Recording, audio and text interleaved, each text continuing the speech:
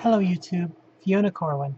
Tonight I'm going to talk about an article that I wrote at the behest of gender therapist Dara Hoffman Fox, my gender therapist. She requested that I compose an article that described what I would have people know about being trans, about the trans experience. So tonight I'm going to paraphrase that article, and I'll include a link below in the description for you to look at later as you choose.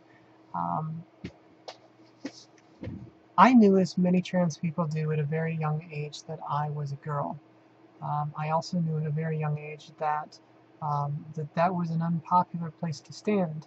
Um, the caricatures of 70s TV and movies, the folks like Dr. Frankenfurter from Rocky Horror, or Bosom Buddies, or Klinger from MASH, um, were really designed to be laughed at and spoken of as lesser, as spoken of as things to be avoided. So I knew as a very young child that wasn't a good plan. I had also had it sort of drummed into my head that you want to take care of your family, you want to respect your family, you want to make sure that you never embarrass your family. And so I kept it to myself. I didn't tell anybody that I was trans. Of course, I didn't know the word. I think I managed to learn the word by the time I was about 17 or so. Um, I knew at 17 that becoming a woman would be very, very expensive. And so as I moved into my 20s, I knew that I didn't really want to do that. I got married in my early 20s and very quickly had 3 kids and didn't want to risk all of those relationships for the risk of transitioning. So I chose at that point never to transition. Other things I would have you know about being trans.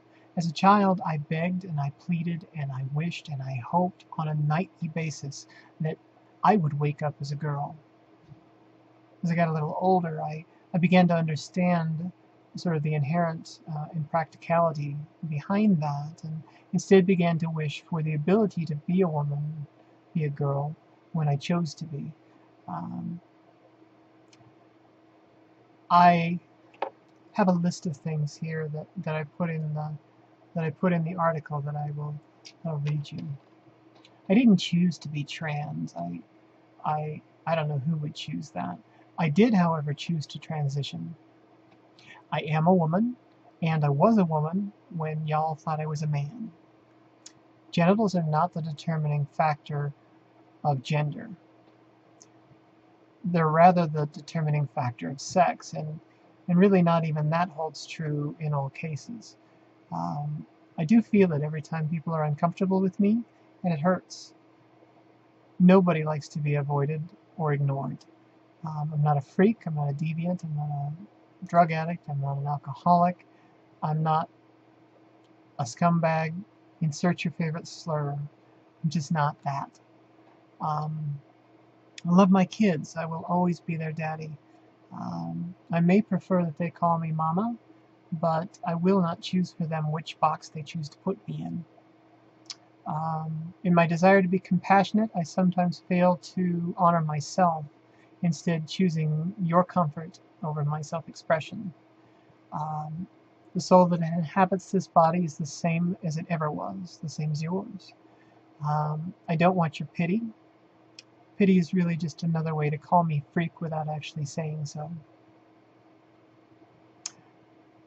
Breasts do not equal stupid, do not equal emotional, do not equal weak, do not equal less than.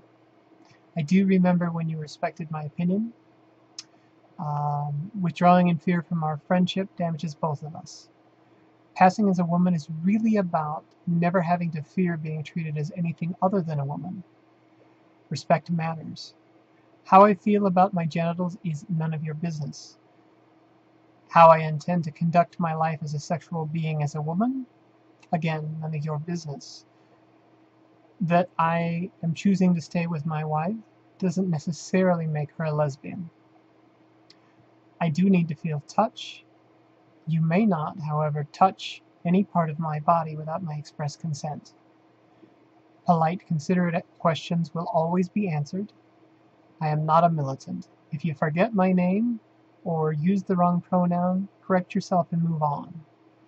Deliberate unwillingness to use my name demonstrates your lack of consideration and respect for me. I use the bathroom that all women use, the women's room. I hope that I do the same thing there that you all do. I'm a bitch, which is code for vocal, opinionated, intelligent, and capable. I'm also sweet and kind and generous and very loving. I'm a bit of a girly girl, and if you haven't figured it out, women come in a number of different flavors. Just because I haven't cut you off at the knees doesn't mean I won't. Let's see. Your insecurities about me are your own. Deal with them accordingly. I support the rights of all people without regard for sex, race, orientation, creed, religion. I strive very hard to be responsible. I am accountable. I refuse to listen to you as weak or small. I wear what I can simply because I can. I love thoughtful gifts in line with my transition. I love tips on things that I could do more effectively. What I am is not a threat to you or society in any way. However, the very fact that I've chosen to transition sort of calls people into being. It, by its very nature, is a threat to some people. I think of it more as an opportunity to step up. Love is infinitely easier, stronger, and longer lasting than hate. I always try to answer fear and hate with love. My patience is not endless. Please don't wait until one or the other of us is done breathing. Being great with people is a choice. I want only the best with regards to you and your family. When you transition, you don't lose your likes and dislikes. You can and may add to both lists. Comparing me to a real woman is insulting as well as a bit insensitive. And let me give you an example. I would think you were a girl if I didn't know that you were born a man. I did not suffer abuse or neglect as a child. I thought I would never be passable as a woman. I am.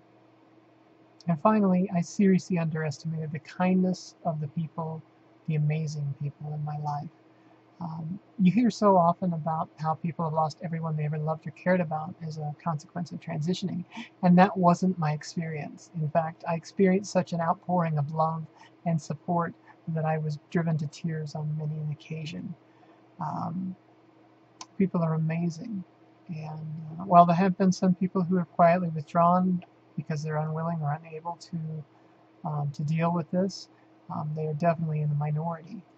And I would love to save each and every relationship in my life, but life does move on, and I have to move with it. So that's what I have for you tonight. Remember, life is beautiful, and every moment precious. So seize the day, okay? Thank you.